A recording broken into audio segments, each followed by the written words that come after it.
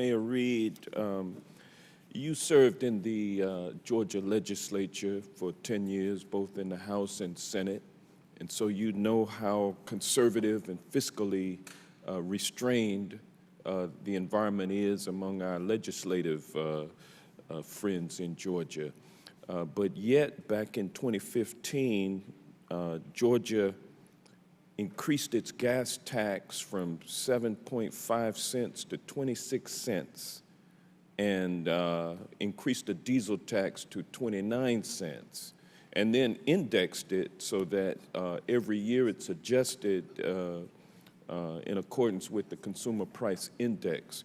Can you comment about the conditions that existed in Georgia that led to the passage of that gas tax increase, and also what political fallout, if any, occurred as a result of passage, and then the benefits from passing that increase? Thank you for the question, Congressman. I think the bottom line is that if you want to lose an election in Georgia, you would be the person to lose the state's AAA credit rating. And I think that everybody acknowledged, everybody was experiencing the same thing. We were all sitting in traffic. We had tried to pass a regional bill. You remember that the governor and I worked to pass a regional transportation bill that was soundly rejected by the voters at the ballot. So the problem of traffic in Atlanta, we have among the worst traffic in the United States. It was really starting to impact our ability to attract jobs and business when we were trying to fight our way out of the recession. And every meeting that the governor and I went to when we were recruiting businesses and working to keep businesses in Georgia, they said, you got to do something about the traffic. And so I think that it was a matter of having the right leader at the right time. He made the decision to move a bill through the Georgia General Assembly, and I'm comfortable saying that 95% of the people who voted in favor of the $1 billion tax increase were all reelected. I'd probably be comfortable saying 98% were reelected at the ballot. So the risks were minimal, but we did do a very good job of explaining the need. And then the city took the leadership on expanding transit within the city of Atlanta. Well, I want to ask you about that because Atlanta has seen a number of Fortune 500 and Fortune 100 companies moving into Atlanta as a result of our investment in transit. Can you elaborate on what we've done, how it has affected our economy? Sure, Congressman.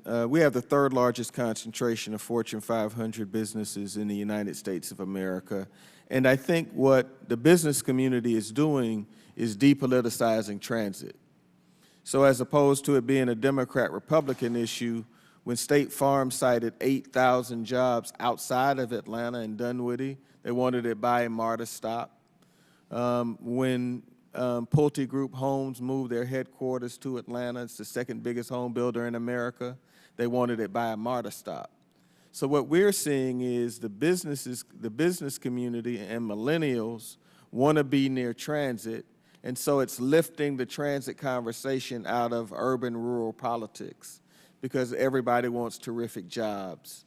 And we have a generation of folks, unlike my generation and your generation, who are not interested in driving automobiles. And so if you want to be first to the future, you're going to have to be in the transit business. And so Republicans and Democrats have gotten in line, and I would suspect that Mr. Thomas sees the same thing. When you put down transit and infrastructure, business comes to it because it's a permanent investment. And when you put it to voters, these items pass overwhelmingly. So I think it's really about being first to the future, Congressman. And you just got to decide whether you want to have well-paying jobs for your people or not.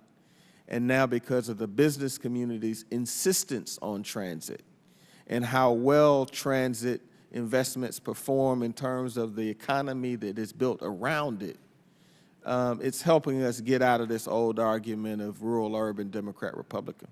Yeah, Mr. Thomas, have you experienced the same thing in Dallas?